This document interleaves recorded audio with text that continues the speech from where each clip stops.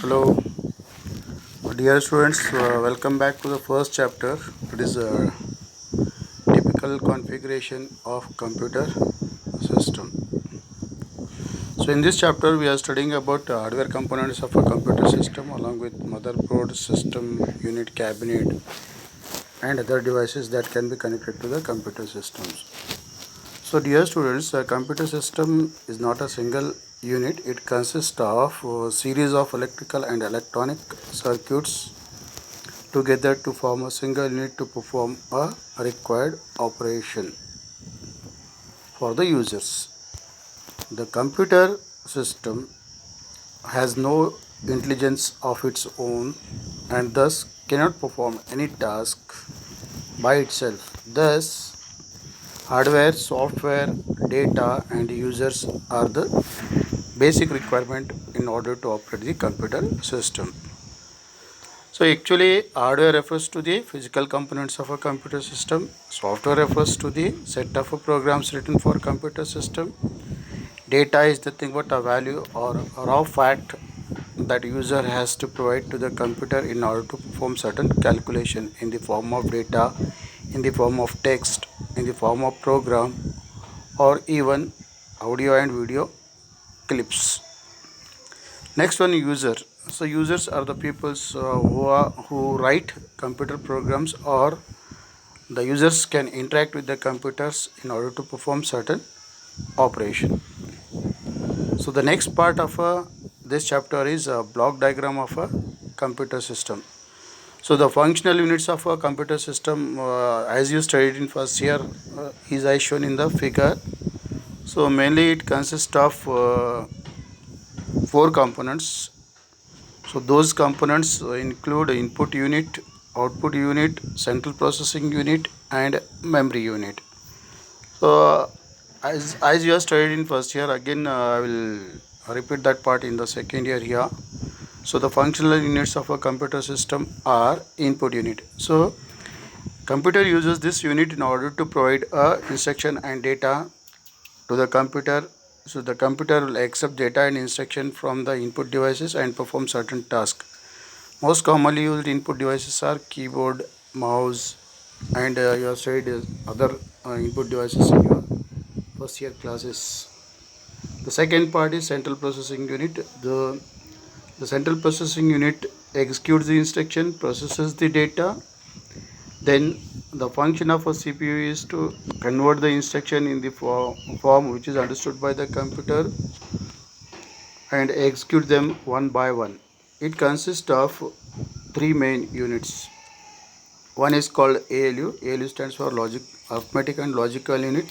This unit is responsible for performing arithmetical, logical, and relational operation over the data given to it. Next part is control unit. Control units controls and coordinates the other parts of a computer system, and it has got a built-in circuitry to check the sequence of operation. That is called timing and control unit. So it fetches the instruction, means it is responsible to move the instruction to the program, move the instruction of the program from the memory unit, decode the instruction, and execute the instructions. It also controls the IO devices that are connected to the computer system, and overall it is responsible to perform overall activities of a computer system and other peripherals connected to it. Registers. Next part is registers. So these are the special purpose high speed temporary memory units within a computer system. They can hold data, instruction, addresses, and intermediate results of the calculation. Here hence registers are also known as the CPU's working memory registers.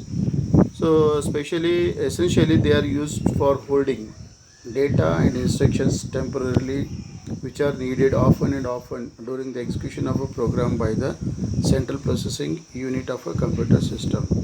So the different registers are PC. PC stands for program counter. Then MAR stands for memory address register. MBR stands for memory buffer. registers. All these registers, including general purpose registers, are used by the computer for temporary storage of data, instruction and addresses.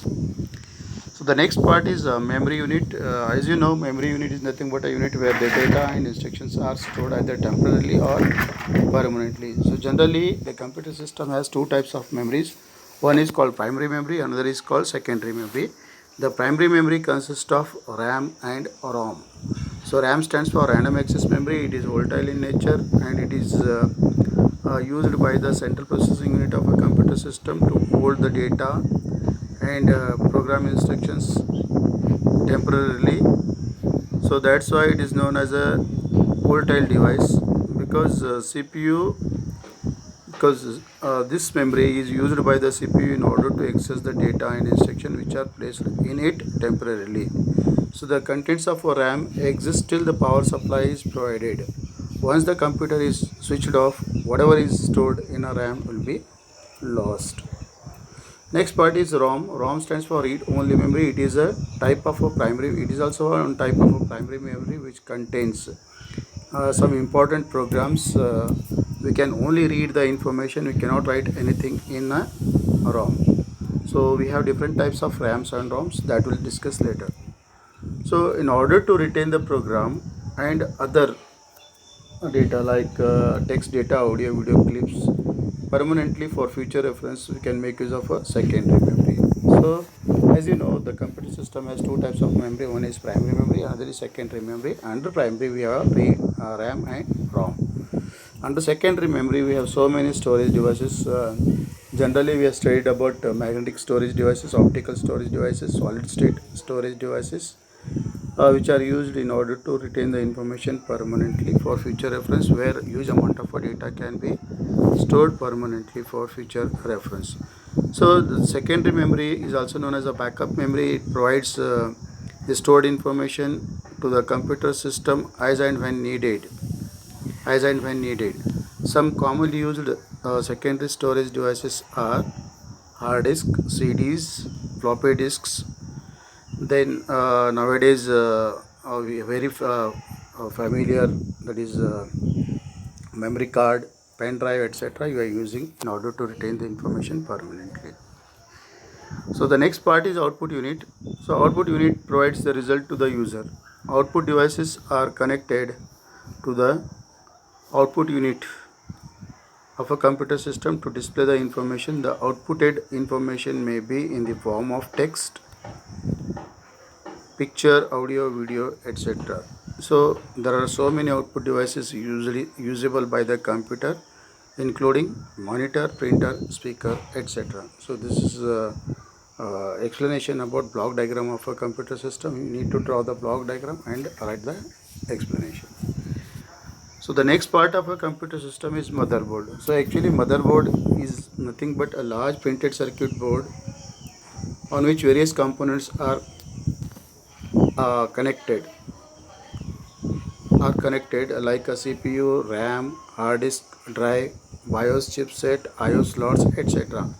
So it is sometimes referred as a main board or system board, or even we can call it as a logic board.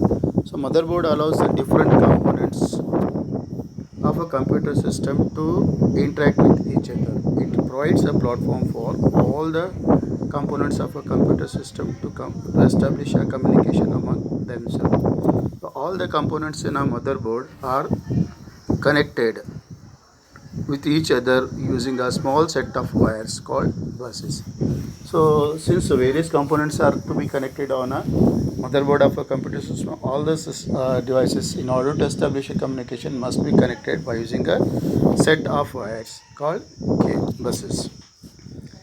So the next part of this chapter is characteristics of a motherboard. So usually motherboards are characterized by three things. One is CPU or processor socket, second chipset, third form factor. So actually CPU socket. Socket means this one, just like a plug which has a provision to connect a central processing unit over it. This is as shown in the figure here. So here is a provision for connecting CPU. So we can place the CPU and we can cover the this one top, which has a fan over it. So here we can place the central processing unit of a computer system. So various processors can be connected. So the processors include this one, core 2 Duo, core i3, core i5, core i7, etc. So you are familiar with the processor. So this processor can be fitted over a processor socket. Usually the processor socket is either a rectangular shape or square shape, where various types of processors can be connected. So the next part is a chipset. Chipset is nothing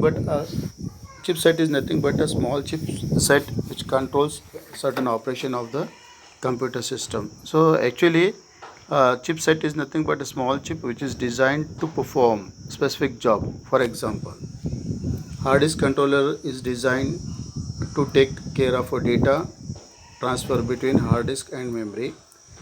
In early days, these were separate controller cards for different tasks, like a display card, hard disk controller card, floppy disk controller card, sound card, network interfacing card, etc. So all they were used to connect different devices like monitor, hard disk, floppy disk, speakers, mouse, printer, etc. with the computer system. Now these cards were installed in a different I/O slots provided on a motherboard. But nowadays, all these controllers are combined mainly in two chips called North Bridge and South Bridge.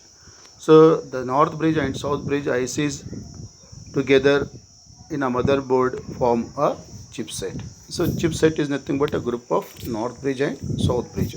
So the North Bridge is a North Bridge and South Bridge both are used to manage the flow of data on the motherboard. So the North Bridge is also known as a memory controller hub. The North Bridge is control.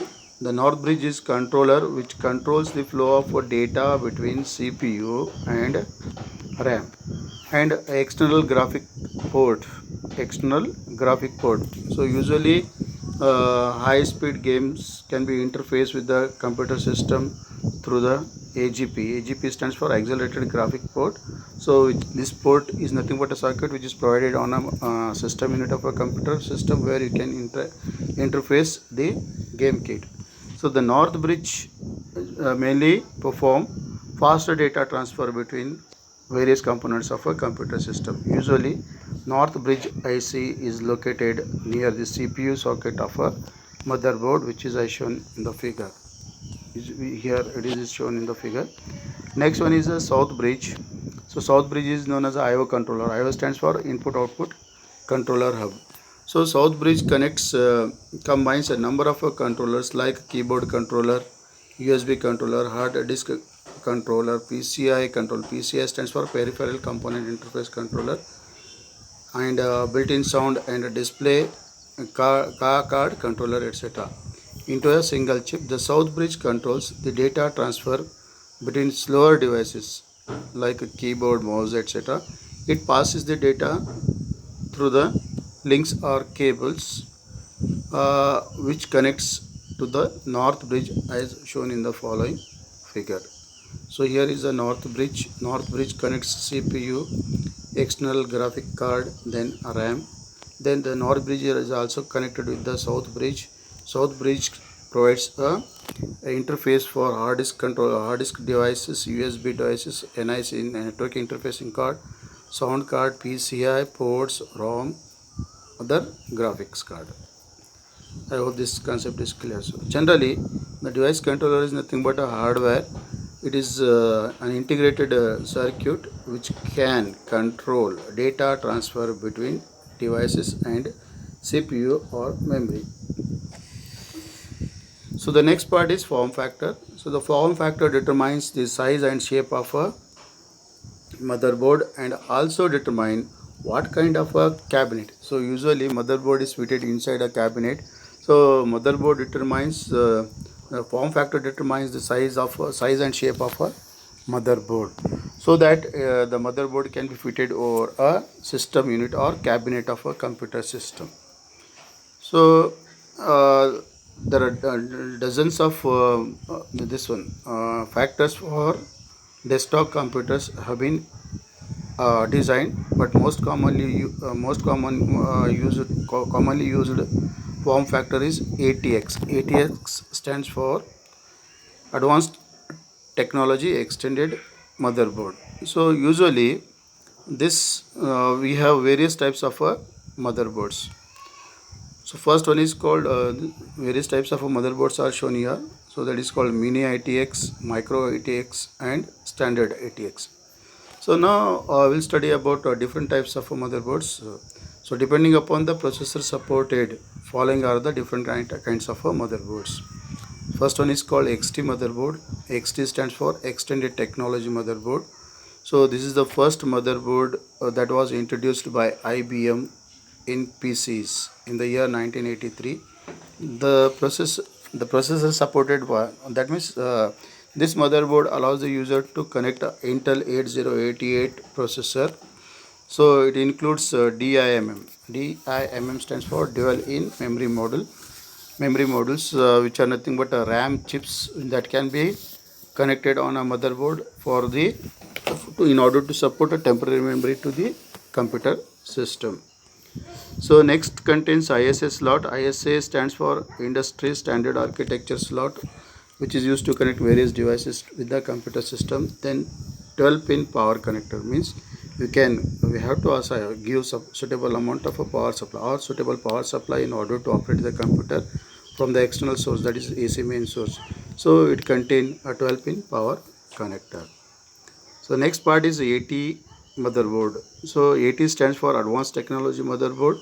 This motherboard was introduced by Intel, and this motherboard is designed to hold a processor that is called 80286 processor. So it was supporting ID. ID stands for Integrated Digital Electronic Type Hard Disk Controller, a RAM slot where a RAM can be fitted. Then this one ID controller. So ID controller card, which is nothing but a built-in card which enables the hard disk to carry out reading and writing operation. Apart from this, it also contains a display controller card in order to display suitable amount of information on a hardware devices or in order to display certain graphics over the monitor. Next one is called network controller card, which is used to which is used to establish a networking operation over the different computers. Apart from this, it has additional hardware ports. So later I will study about the port. Actually, PCI slots were also introduced, and all these slots are provided on a motherboard, on such motherboard of a computer system. So in order to insert PCI processors, etc. Then processors supported by this motherboard is Intel 80286, 80386, 80486, which are nothing but early days Pentium processors. Those processor can be fitted over a AT motherboard, or that is Advanced Technology Motherboard. Next one is called a Baby AT. Baby AT is nothing but a small motherboard. So Pentium 2 processor and Pentium 4 processors were installed on such a kind of a motherboard, and this one the chipset were introduced SDRAM slots for cache memory, then AGP slot in order to support a high quality graphic support display on the monitor. Then it uses a 20-pin power connector. Then the size of motherboard was very smaller than the earlier boards, so that's why it is named as a Baby AT. Baby AT stands for Advanced Technology Motherboard. Next one is called ATX motherboard. So ATX stands for Advanced Technology Extended Motherboard. So advanced processors like whatever processors that have been designed nowadays, like a Core 2 Duo processor, Core i3, Core i5, or Core i7, such processors can be connected over a AT ATX motherboard. So it supports a DDR RAM. DDR RAM. We'll study about it later in the types of RAMs. So next one is called PCI expression slots, and AGP slots are provided in order to support high graphic display on the screen of a computer system. So a new chipset being developed to support faster I/O devices is also introduced on such a kind of a motherboard in order to support latest input and output devices. So the next part is components of a motherboard. So in order to understand the components of a motherboard, we have to consider this figure. We have to study this figure. So this figure contains so many things like processor, CPU socket is there, memory slot, dual channel, DDR. These are the memory slots where we can install the memory chips. Next, here is a processor. So processor socket is provided on a motherboard of a computer. Apart from this, we have rear I/O panel seats, means input output devices connections can be provided here. Next one, we have PCI Express X16 slot. PCI stands for peripheral component interface slot. So apart from this, we have so various PCI slots where we can connect various components with the computer system. Next one is IDE bar PATA connector, then SATA connector. What are those things we'll study later. Next one is FDD connector, where we can connect floppy disk drivers. Nowadays they are not used, but there is a provision for connecting floppy disk drivers also. Next, this circuit is meant for a 24 pin ATX power connector, where power cable can be connected. So various components which are available on a motherboard, its explanation is given here. So these are the different components available on a motherboard of a computer system.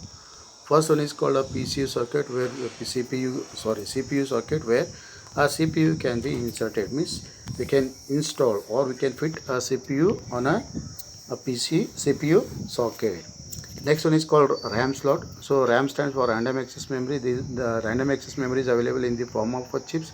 Those chips can be connected over the RAM slot.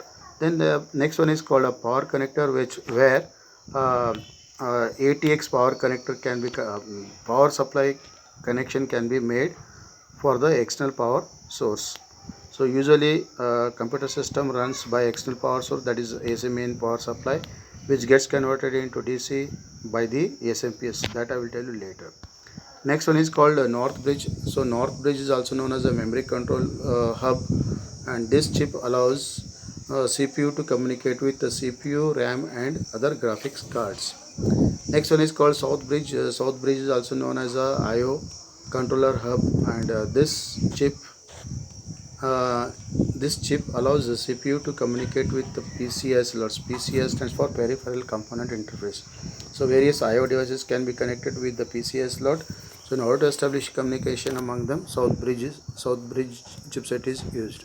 It also used to communicate with hard disk drivers, optical disk drivers like USB port, USB devices, then Ethernet ports on motherboard, onboard audio, means you can connect the speakers etc. with the South Bridge. Then parallel port etc. can be connected with the CPU. CPU through the South Bridge. Next one is called SATA connector. So this connector connects SATA type devices. Its expansion I will give later. Don't worry, you can understand. SATA type hard disk drives. So whatever modern hard disks are there, they are known as the SATA type hard disk drivers.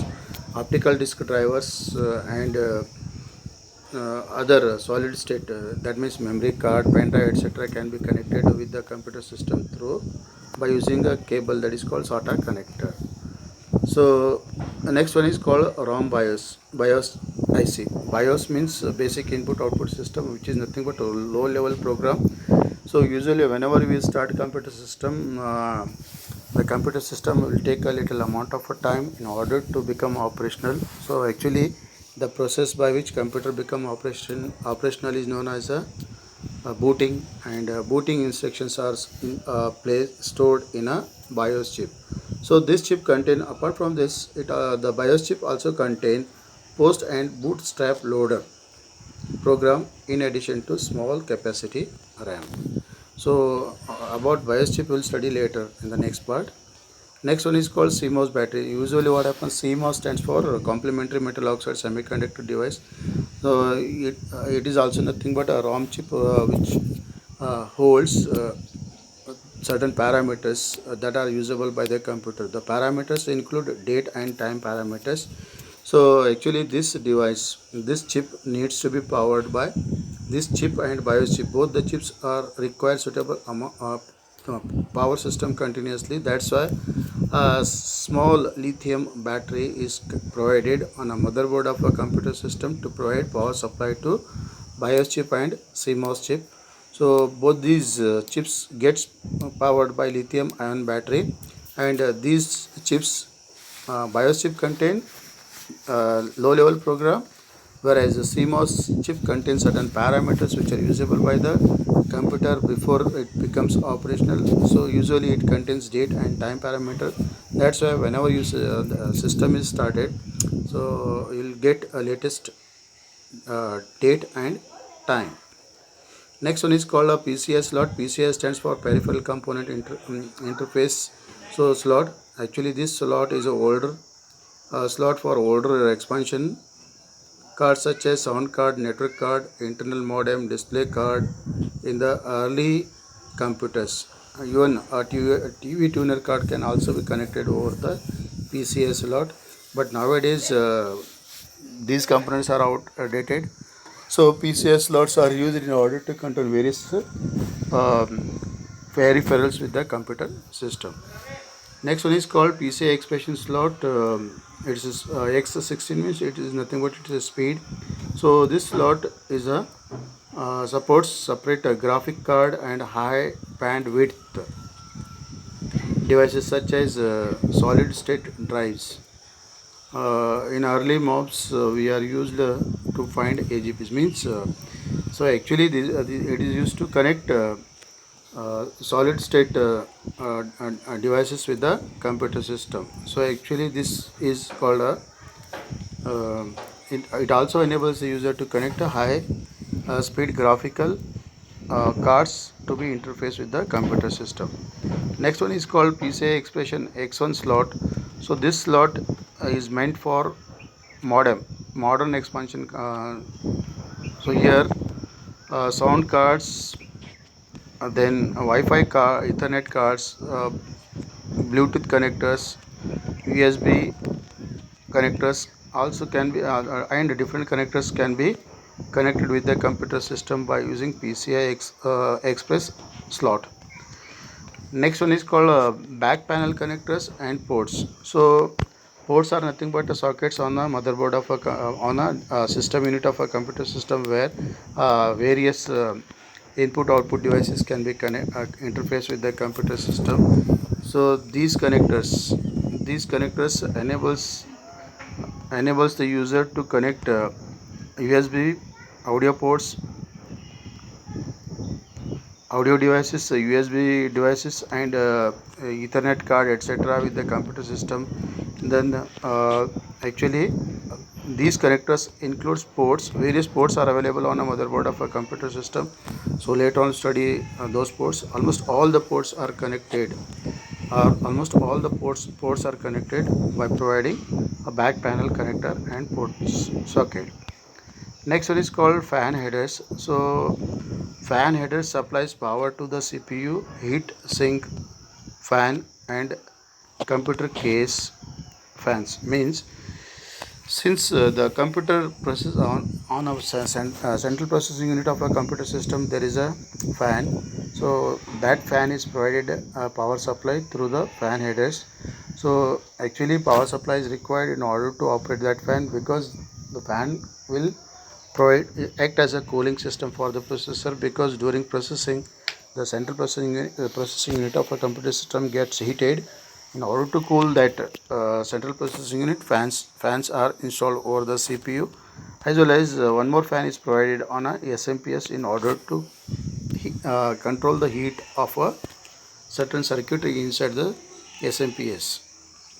Next one is called front panel connectors. So front panel connectors include uh, power LED, hard drive LED, and some other devices that can be connected, and their operation can be controlled by using front panel connectors.